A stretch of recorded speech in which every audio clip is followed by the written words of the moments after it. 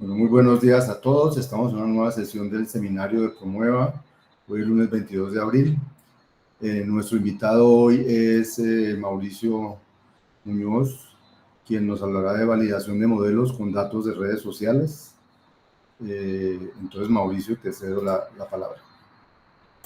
Listo, ya comparto un momento la pantalla.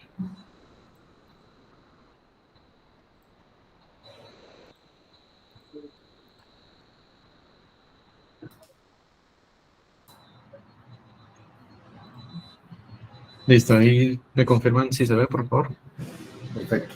Listo, muy buenos días a todos.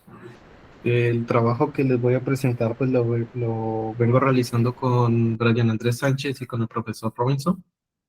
Y les vamos a hablar, pues ya como les había comentado Juan Francisco, validación de modelos para la clasificación de textos de redes sociales, ¿sí? Un poquito mi idea de esta presentación es mostrarle cuál es el problema que tenemos en sí, por qué surge este trabajo como tal. Voy a hablar un poquito de los modelos que venimos trabajando, un poco sobre los conjuntos de datos que utilizamos para hacer estos análisis y unas pruebas, propiamente los análisis, y les voy a presentar una serie de conclusiones sobre este trabajo. Entonces, bien, el problema en sí viene dado de que si bien en las redes sociales hay muchísimas formas en las que las personas se expresan, ya sea, por ejemplo, por textos, parece ser como lo más común, por imágenes, por videos, por voz, por audio.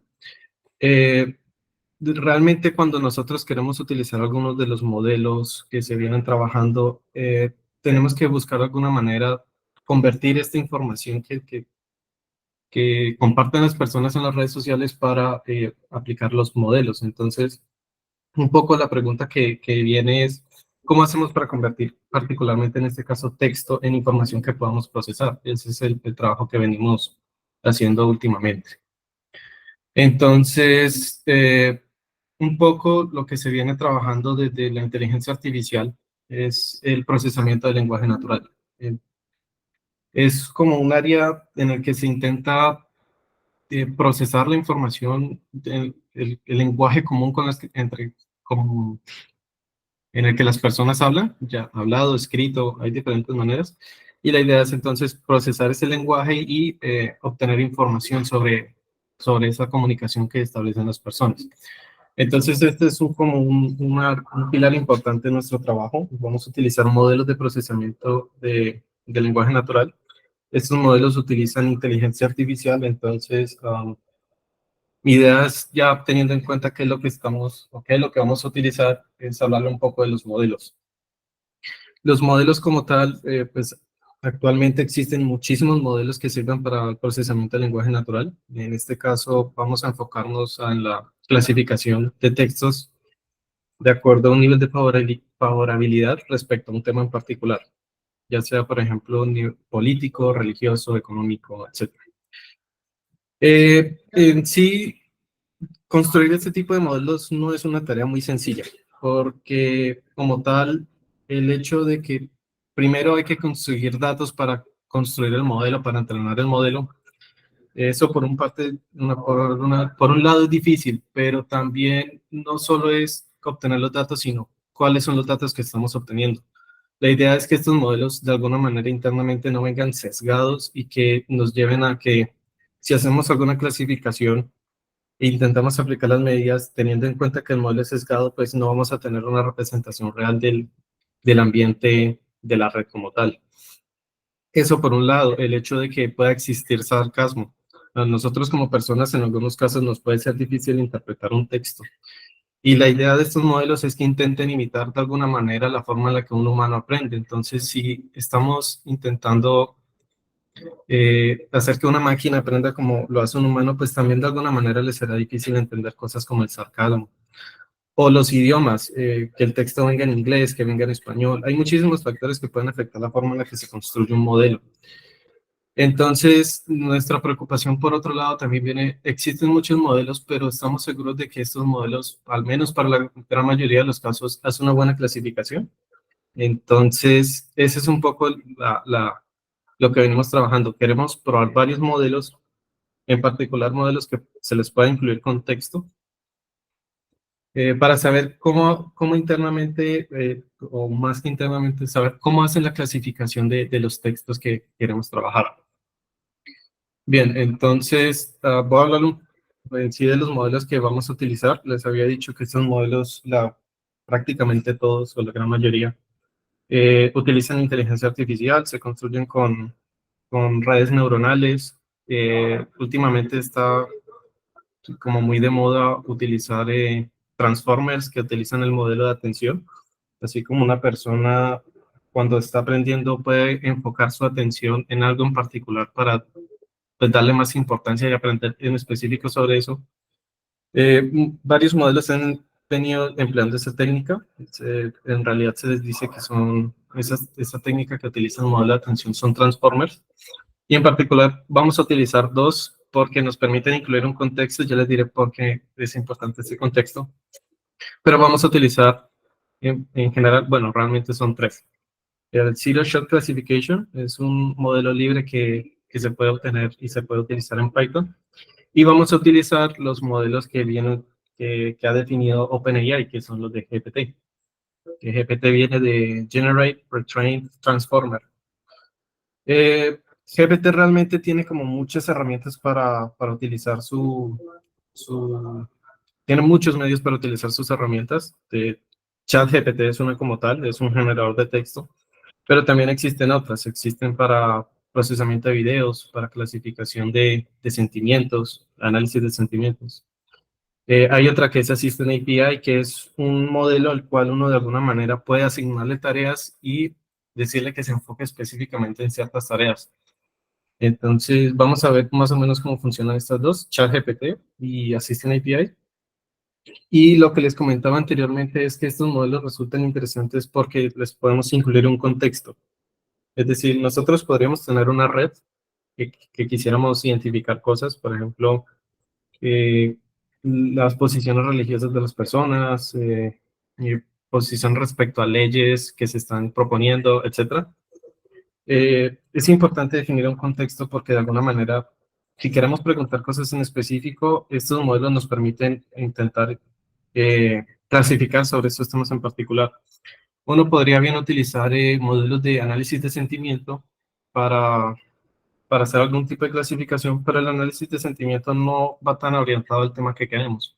Por ejemplo, yo podría tener un comentario que diga, yo soy feliz, y el analizador de sentimiento me dirá que soy feliz, pero no me dirá nada específicamente del, de algún tema en particular, por ejemplo, una candidatura de un presidente. Entonces, estos modelos resultan interesantes porque nos permiten incluir un contexto y podemos clasificar los textos teniendo en cuenta este contexto. Entonces, como les comento, Zero Shot Classification, y vamos a utilizar dos modelos que entrega OpenAI, ChatGPT y Assistant API. Sobre los datos que utilizamos para hacer estas pruebas, obtuvimos un conjunto de datos de las elecciones presidenciales de Estados Unidos en el año 2020. La red es muy grande, millones de datos, de hecho tiene en el conjunto, pero en este caso vamos a utilizar unos pocos más o menos como para ver, tener una idea general de cómo clasifican los modelos.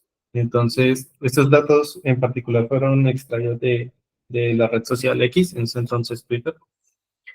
Y pues resulta interesante de Twitter porque pues suele ser una red social muy utilizada por muchas personas y que suele tener un tipo de propagación por los noticieros locales. En algunos casos, muchos noticieros dan, tal persona política publicó tal trino en Twitter y así.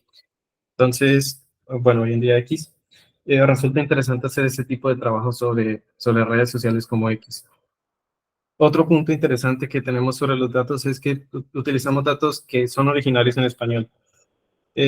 Esto, como les había comentado, en el momento de entrenar un modelo es sensible. El que se entrene un modelo solamente para inglés o se entrene un modelo solamente para español o para ambos, hay que tener en cuenta el idioma en que vamos a intentar hacer la clasificación, ¿sí? Ah, nosotros internamente, unas cuantas personas, desafortunadamente no pudimos tener un número muy grande de personas, pero pues a nivel de ejercicio nos pareció interesante hacer este tipo de ejercicios. Utilizamos un conjunto de personas para hacer una clasificación manual de algunos textos y la idea es que las personas clasificaran utilizando la escala de Likert.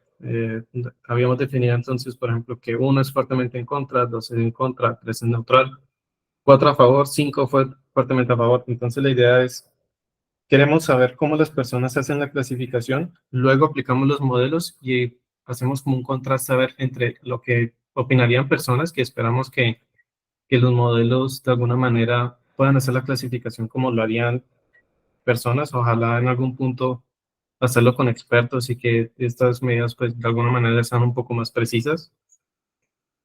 Y el tema que queremos clasificar, teniendo en cuenta que estamos hablando de elecciones presidenciales de Estados Unidos, son si el comentario que se está escribiendo está de acuerdo o no con la candidatura del candidato Donald Trump.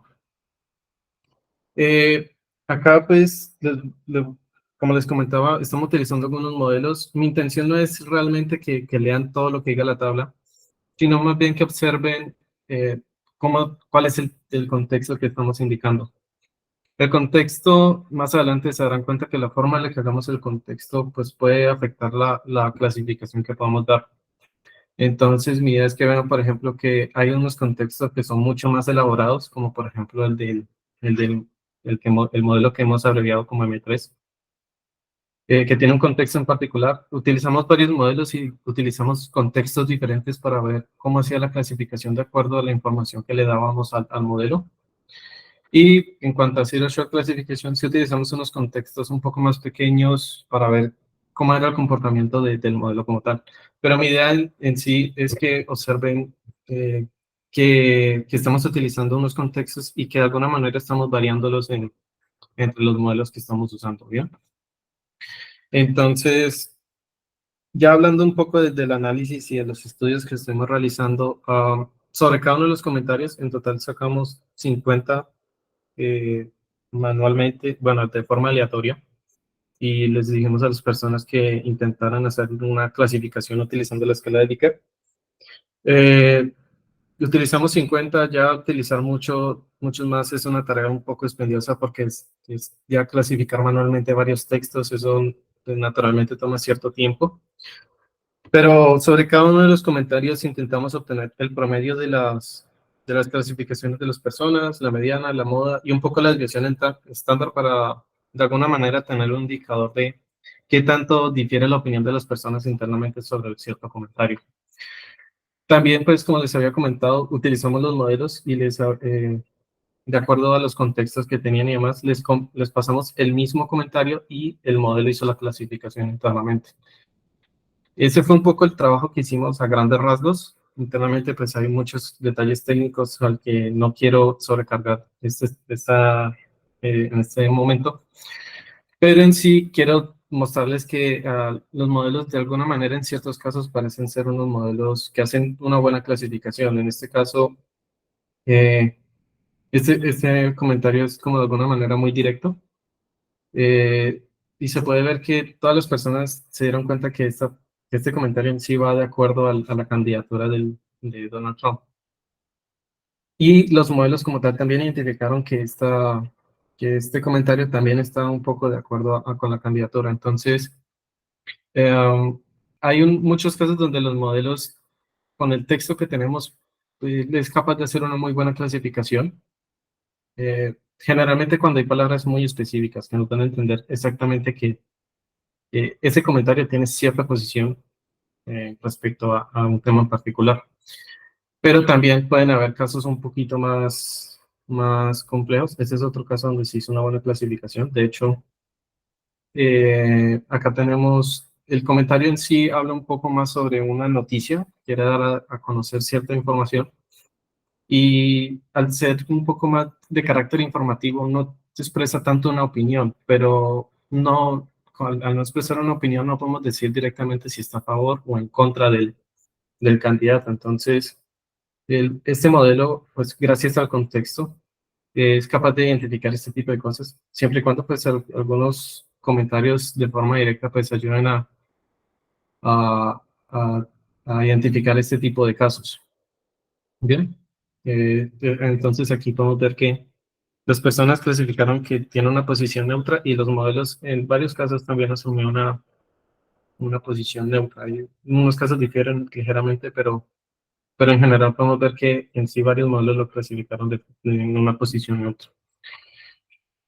El otro problema que les había comentado, la existencia del sarcasmo, pues naturalmente como personas y teniendo textos donde no es fácil identificar la intención de la persona, o al menos no sabemos, por ejemplo, la entonación con la que dijo la palabra o la forma en la que le dijo en general, puede ser difícil. Y cuando tenemos sarcasmo, así como nosotros podemos equivocarnos, los modelos también tienden a equivocarse un poco.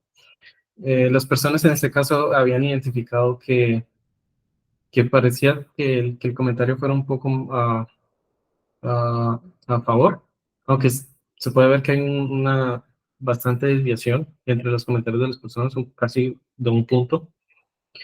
Pero cuando le preguntamos a los modelos básicamente vieron un poco que es fuertemente en contra. Entonces, este es un poquito lo que les quería presentar en cuanto a cuando tenemos sarcasmos o comentarios que de alguna manera, así como nosotros podemos tener dificultades, esas dificultades también son como un poco transmitidas a los modelos que se entrenan. Entonces, así identificamos varios textos que cumplen estas condiciones, unos que podría clasificarlos sin ningún inconveniente, que uno podría ver, parece que hizo una buena clasificación, hay otros que sí, por el sarcasmo o por ciertos comentarios hacen que la clasificación del modelo no sea muy correcta como tal, o al menos lo que como personas entenderíamos que no fue una buena clasificación. Para ya presentarles un poco los resultados, sobre cada uno de los modelos calculamos el mean absolute error, el root mean squared error, y utilizamos un índice de concordancia que nos pareció interesante. Este índice de concordancia como tal lo que intenta ver es cuál es la diferencia, o cuál sería un poco un indicador entre los valores que se predicen, los valores calculados por los modelos, se les dice valores observados, y los valores reales, ¿sí? Entonces, utilizamos estos indicadores un poco para ver cuáles eran en general, si los modelos están haciendo buenas clasificaciones o no. Y hay unas cosas bastante interesantes a resaltar aquí, por ejemplo, y les quería comentar con los modelos 4 y 5, donde parece que tuvieron un mayor error respecto a los otros modelos.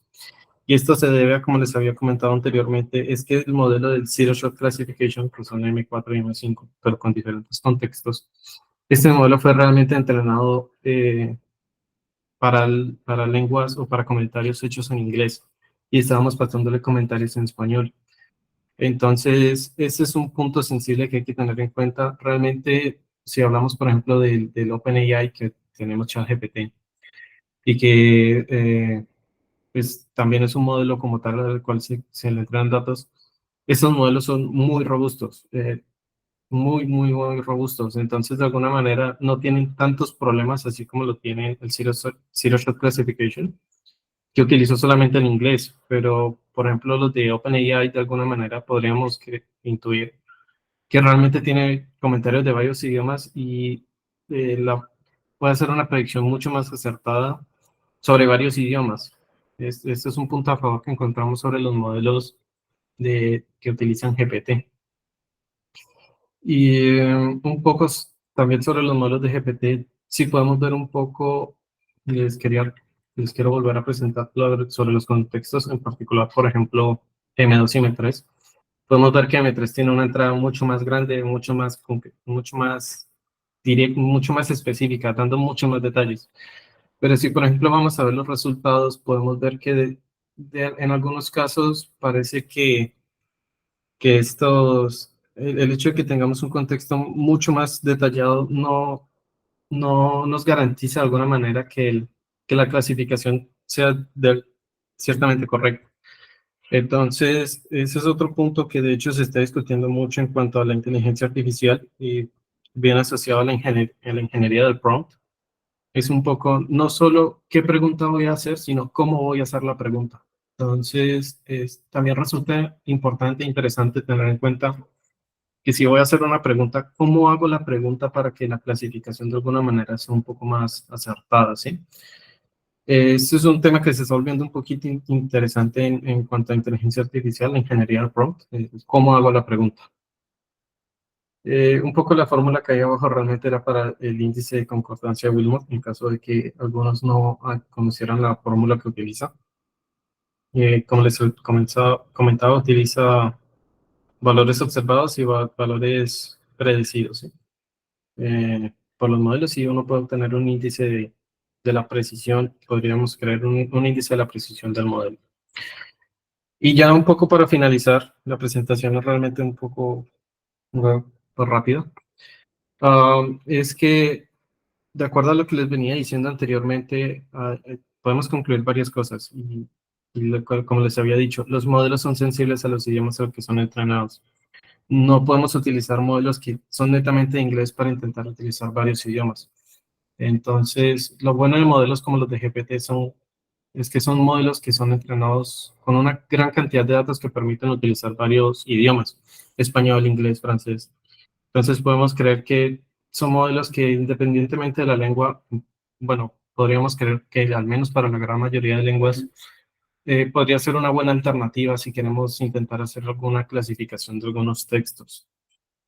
El otro punto, los textos con sarcasmo son difíciles de interpretar para los modelos, incluso para las personas, como les había comentado. Algunas veces no es tan fácil entender cuál era la intencionalidad de la persona de un texto o así. Y ese tipo de dificultades que tenemos nosotros por la forma en la que estamos entrenando los modelos, que es imitar la, la forma en la que una persona aprende, puede ser difícil también para los modelos. También los modelos con capacidad para incluir contextos permiten de alguna manera conocer más información. Esto en el sentido de que si solamente utilizamos analizadores de sentimiento, sí estamos identificando cuáles son los sentimientos de la persona sobre el texto, pero no sentimientos respecto a qué. Entonces, es bueno tener este tipo de contextos porque no solo podemos ser específicos, sino que también cuando tenemos redes muy grandes donde se discuten varios temas, podemos hacer muchas preguntas sobre esas redes. Posiciones políticas, religiosas, opiniones sobre economía. Entonces, estos modelos que tienen de alguna manera la capacidad para incluir algunos contextos pueden ser importantes para hacer varios estudios sobre una misma red, sobre un mismo conjunto de datos. Y por último, lo que les había comentado sobre la ingeniería del prompt es que la forma en la que se le indica el modelo de contexto o el prompt como tal también influye en la respuesta. El hecho de que tengamos comentarios o contextos tan elaborados no necesariamente hace que nuestra clasificación sea más acertada o no. Entonces, es un poco jugar con la forma en la que hacemos la pregunta, más allá de qué pregunta hacemos, cómo hacemos la pregunta también es importante en nuestro caso. Y eso en general es lo que veníamos trabajando en particular, y sí, eso sería todo. Muchas gracias, Mauricio. Muy claro todo. Abrimos la sesión de preguntas. No sé si alguien quiere preguntar. Ya, yo tengo una inquietud y una pregunta. Ya, Fran, Sí, ya sí. te doy la palabra, Fran. ¿Puedes poner la tabla esa de los contextos y los modelos? Pues, si entendí bien, el M2 y el M3 el modelo IA es el mismo, lo que cambió fue el contexto. Correcto. Bien. Y resulta que los resultados dieron mejor sin el contexto más robusto que el contexto menos robusto, ¿cierto? Sí, es así. Bien. Y entonces, ¿qué hacer? Pregunta, todavía viene mi pregunta. ¿Le han preguntado a ChatGPT o a estos mismos cómo debe ser el prompt que se le debe hacer para que den mejores respuestas? Digo yo, para saber esa pregunta, autopreguntarse qué se responden ellos. Esa es una tarea, de hecho, complicada.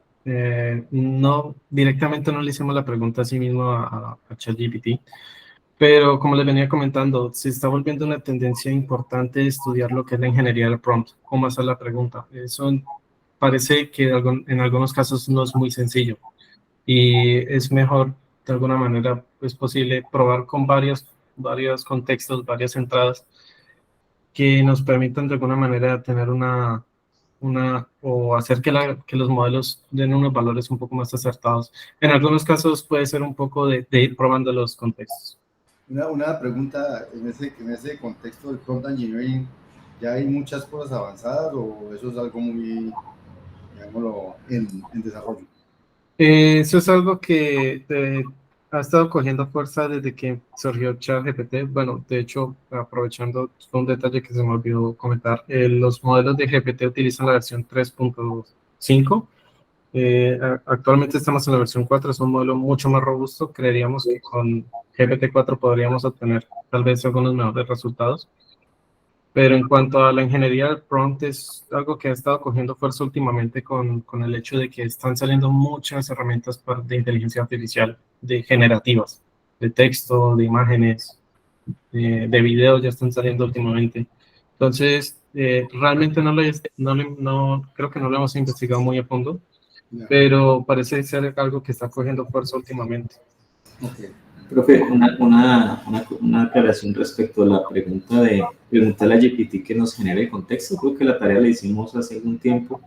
No sé si Brian recuerda si ese contexto que nos generó lo utilizamos. Hola, profe. Sí, de hecho es ese tercero, el M3, fue el que le preguntamos a GPT que lo generara y lo usamos. Es ese tercero de este. Sí. Ah, ok. Y no dio mejor que el segundo. No dio mejor, no. Bueno, GPT tampoco sabe bien qué es lo que tiene que hacer. Frank. Primero, excelente presentación. Muy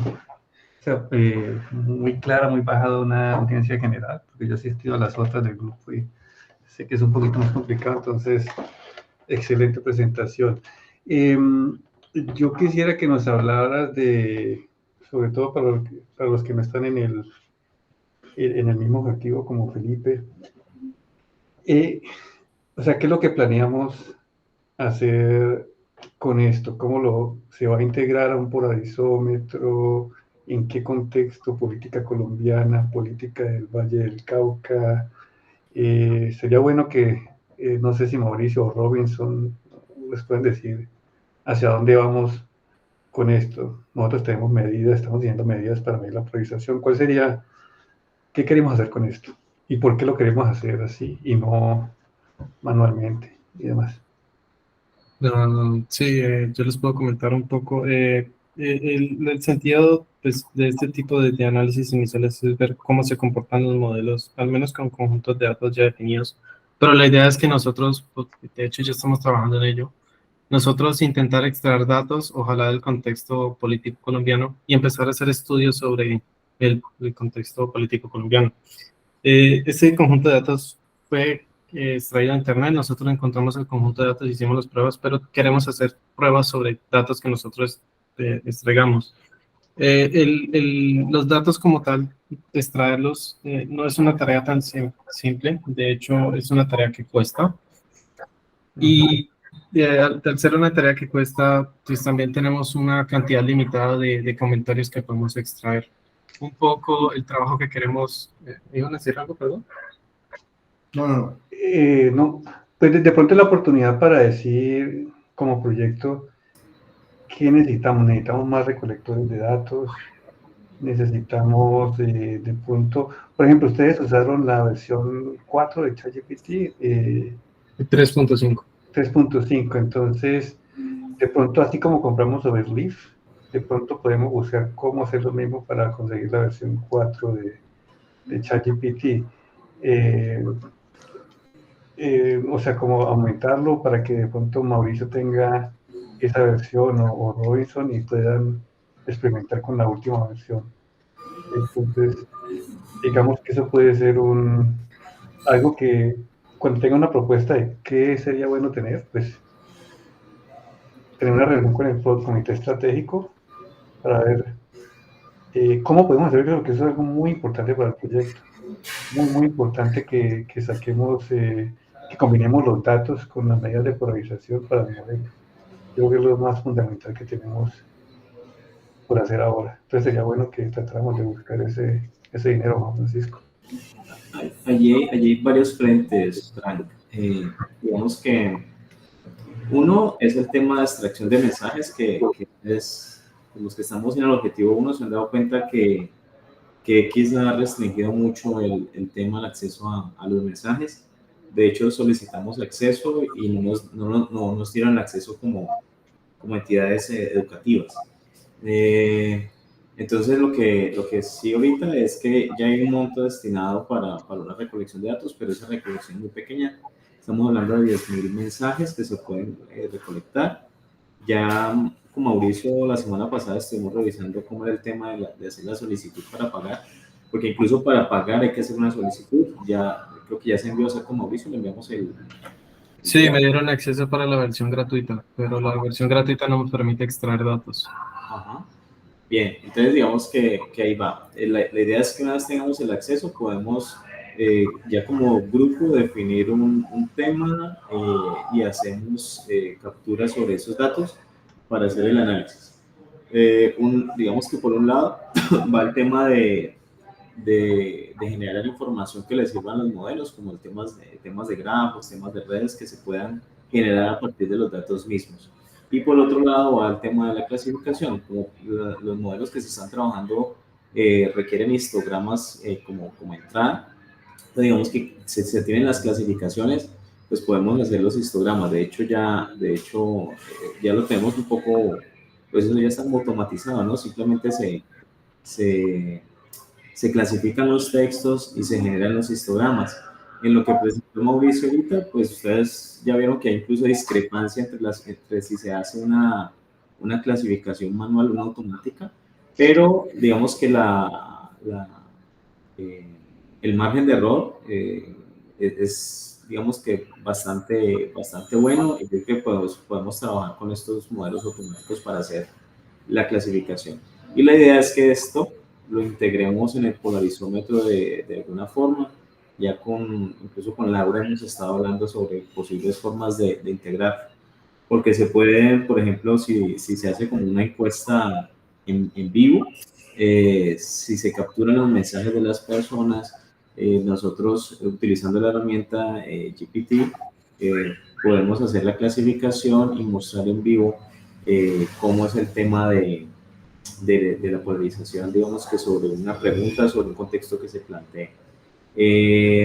Digamos, por eso digo que son como varios frentes, y ya también hablamos con los muchachos sobre el tema de acceso a GPT-4 para hacer un pago inicial y lograr, digamos, que tener como acceso a esa herramienta para explorar cómo se comporta. Ese se puede pagar por un año, tiene necesariamente que ser mensual. Es que David me contó que él pagaba mensual, pero digamos que esto sería más fácil de inventarse una estrategia. ¿Cómo? Normalmente se paga mensual. Depende de lo que uno seleccione en el momento de hacer el pago. Pero bueno, pueden averiguar si es anual. Pues igual, no, la verdad lo mismo. O sea, la idea sería hacerlo con la misma estrategia que usamos para Overleaf. Bueno, ya lo aclararemos luego, no importa, pero sí me parece importante. O sea, sería más o menos como 1 millón de pesos, ¿cierto? Solamente para 6 meses, está 200.000, creo. 20 dólares al mes, entendí yo. Y ese $20 es para tener acceso al GPT-4, pero también hay unos costos relacionados a, como es un modelo que tienen ellos definidos internamente y uno va a hacer peticiones sobre los servicios de ellos, ellos también tienen limitada la cantidad de peticiones que uno puede hacer cada cierto tiempo, ya sea por número de peticiones o por tokens. Ese es otro punto que tener en cuenta, es que cobran la cantidad de peticiones dada cierta cantidad de tiempo. Entonces habría que hacer como un presupuesto de cuánto puede costar tener acceso a GPT-4, el que nos sirve para ver de dónde del proyecto sacamos recursos para que eso se pueda hacer. Sí, si nos lo pueden dar pronto sería buenísimo. Ahora que está pues, Mauricio, entonces podríamos tratar de hacerlo a través de él, por ejemplo. Lo que queremos hacer es que antes de eso es como tener un acceso exploratorio antes pues de hacer una solicitud como oficial. Y digamos que luego esta semana resolvemos ese tema. Felipe Jaramillo levantó la mano. Bueno, buenos días, ¿me escuchan? Sí. Bueno, muchas gracias por la presentación. Acá, nuevamente, como desde la ciencia política, pensando en como algunas alternativas y también en el apoyo que les podríamos ofrecer. Pues yo dicto una clase por América Latina, se llama así América Latina, Problemas y Perspectivas, y una de las cosas que ustedes están buscando es que alguien les ayude en un principio, según entendí, a codificar manualmente. Yo creo que uno podría integrar eso como una actividad de la clase para el próximo semestre. Si quieren, yo les podría, ya cuando lo avancen, por ejemplo, tener capacidad de hacer un día de polarización en América Latina. Entonces yo me explico cómo se va a medir, tal la cosa, y de pronto llevarles la actividad a clase. Y tengo casi 25 estudiantes y a cada uno se les da un prompt o algo así y se les pide clasificar. Entonces, como sé que si es un tema de conseguir gente para hacer un ejercicio, podríamos pensar que este puede ser una herramienta interesante también como en términos pedagógicos de articularlo con algunas de las clases de ciencia política y tener esa discusión en clase. Eso por un lado, si les interesa, podríamos hablar y lo podría incluir en mi syllabus del próximo semestre, y lo que haríamos es como que yo hago una capacitación, que es la polarización, tal, cómo se puede medir la polarización. Ustedes me dan algunas indicaciones de lo que yo debo enseñarle a los estudiantes y después les hacemos un taller y yo les pido como parte del taller clasificar X cantidad y los divido por grupos. Entonces, miren, no, ustedes van a hacer, van a trabajar en parejas y para la próxima clase ustedes me van a traer 50, los otros me van a traer 50 y van a hacer un análisis de la media, la mediana, me van a decir qué es lo que se derivan, cómo hicieron para clasificar cuáles tienen dudas. Y eso también podría ser un ejercicio que yo siento que generaría un espacio también de reflexión acá para el equipo de cómo se puede también pensar en estas herramientas como lo que se está haciendo como un proceso pedagógico. Y lo segundo que me parece interesante es si hay una dificultad en términos de conseguir una gran cantidad de datos. Creo que uno podría partir, por ejemplo, si se quiere hacer esto de polimerizómetro, por ejemplo, en el consejo, hablar con el profesor Alejandro Sánchez, que maneja Cali Visible. Ellos hacen seguimiento y veeduría al tema del consejo, y entonces ya no tendría que analizar todos los twitters de toda la población civil, sino simplemente de los miembros del Consejo de Cali o del Congreso. Y entonces uno podría decir cómo está la polarización en el Consejo de Cali frente al tema de la inseguridad. Entonces, bueno, entonces ahí quienes están a favor, quienes están en contra, y uno podría empezar a hacer digamos, un polarizómetro de ciertos, digamos, ciertos lugares políticos, no necesariamente la polarización en las redes sociales, sino es la polarización en las redes sociales en el consejo, por ejemplo. Y entonces uno podría, esa tarea de recoger manualmente los datos no sería tan dispendiosa. Sé que no es una gran cantidad de datos, pero sería un ejercicio que de pronto podría ser hecho de forma manual y después capacitar al sistema. Eso eran mis dos comentarios. Qué pena si me extendí. No, buenísimo, Felipe. En particular para el proyecto, qué pena que me meta allí, pero estoy pensando en el proyecto. Esa segunda que dijiste, el Consejo en Cali, sería importantísimo para nosotros porque el proyecto lo que promete es análisis de la polarización para el Valle del Cauca. Entonces, si tú puedes gestionar esa clase, esa encuesta, además sería buenísimo para nosotros, para que Robinson y su equipo, digamos, analicen con estas herramientas la polarización y demás, el polarizómetro. Súper. Podríamos programar una reunión con el profesor Alejandro Sánchez, que él maneja todo, y podríamos ver una forma de articular los proyectos. Buenísimo. Entonces, Robinson, Juan Francisco, estarían, obviamente. ¿Cierto? Sí, estamos atentos para asistir a las reuniones que haya que asistir. David Gaona levantó la mano.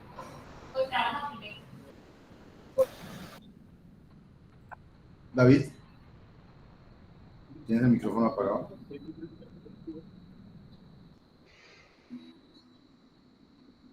David.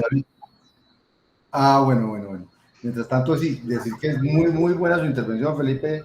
Yo creo que ese tinte de realidad que nos puede dar, de aplicación real, que nos puede dar todo lo que tú dijiste, es importantísimo para el proyecto, como dice Frank, y hay que explorarlo rápidamente. De hecho, no sé si la pregunta la respondió Mauricio al final. ¿Qué vamos a hacer? ¿Qué vamos a hacer con el polarizómetro? La idea es que en el evento de agosto que vamos a lanzar el polarizómetro, entre las actividades que vamos a hacer, es una actividad de recibir, hacer una pregunta sobre algún tema, recibir respuesta de los asistentes textual y lanzar todos estos modelos que Robinson, Mauricio y Brian están preparando para poder decirles en tiempo real cuál fue la percepción de las personas en ese momento. Felipe, ahora como Francisco menciona eso, no te he mencionado todavía, pero ya te íbamos a convocar para eso. En agosto de este año tenemos que hacer otra vez una reunión con la ciudadanía para, digamos, ser académicos y reportar nuestros resultados y hacer algunas actividades parecidas, lo mismo que hicimos el otro año, pero con temas y resultados ya diferentes, más avanzados, como lo que está mostrando aquí, lo del polarizómetro y demás. Y para eso te queríamos hablar para que buscáramos algún tema. Exacto. Que pueda servir para que ilustremos de más. Entonces, por ejemplo, se mencionó un tema acerca de el género, porque eso puede ser polarizante. Entonces, para que nos ayudes a hacer un brainstorming acerca de un tema que tú consideres que sería, porque esa es una oportunidad única para nosotros. Queremos tener 200 personas por lo menos para sacar datos reales que nos sirvan como para nuestros artículos y demás. Entonces es como escoger un buen tema que sea polarizante, tener personas que expongan un lado y expongan el pro y las personas en contra, así del mismo pero con otro tema. Súper. El primer tema que le hicimos no era realmente político, era inteligencia artificial, digamos que es menos sensible.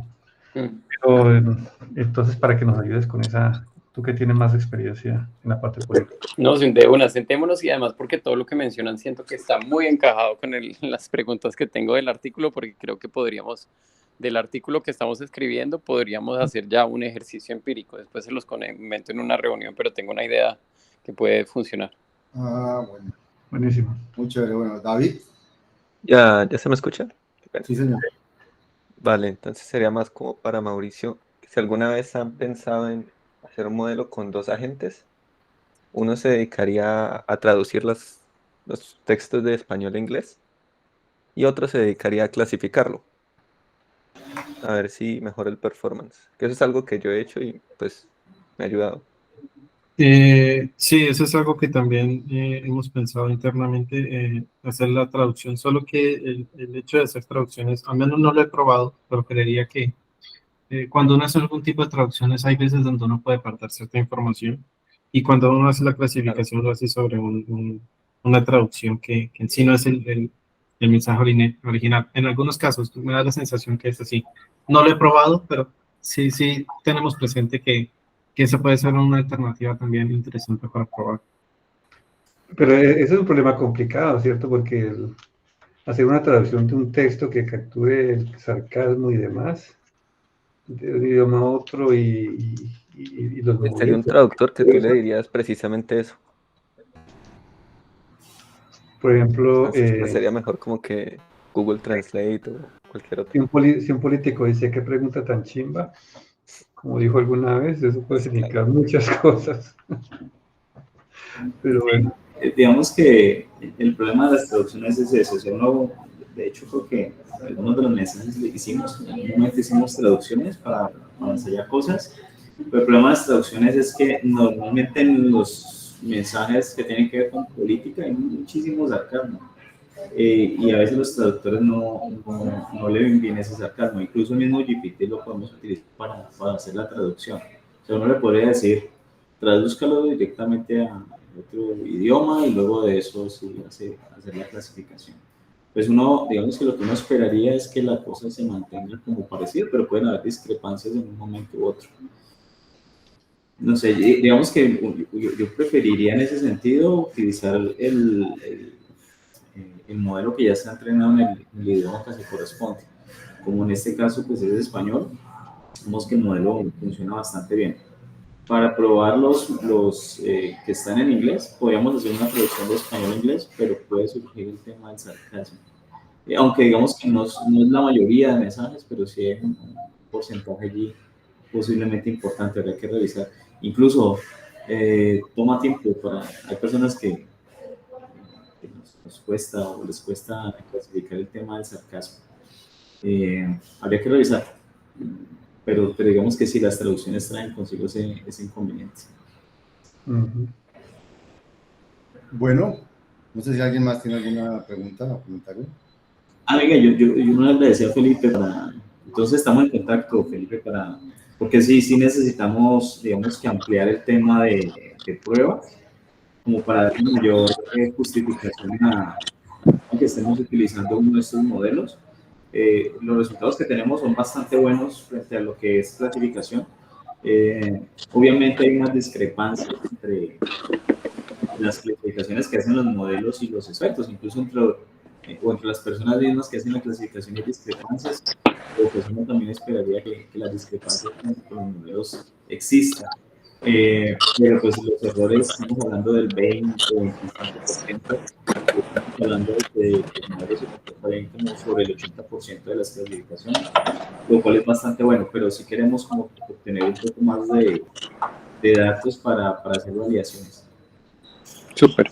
Cuente conmigo y si quieren charlamos y vemos también, porque pues estos son temas que le gusta de pronto a la gente que estudia ciencia política, plantearles este ejercicio no les parece dispendioso ni tedioso. En cambio, alguien que de pronto no esté familiarizado con el tema o no le interese la ciencia política dice, uy, qué pereza codificar esto. Sí, a nosotros nos pusieron a calificar 50 y uno ya iba por el 30, uno ya cansado y demás. Sí, tienes toda la razón, Felipe. Listo, no, cuente conmigo. Bueno, muchas gracias a todos. Entonces voy a detener la grabación ya.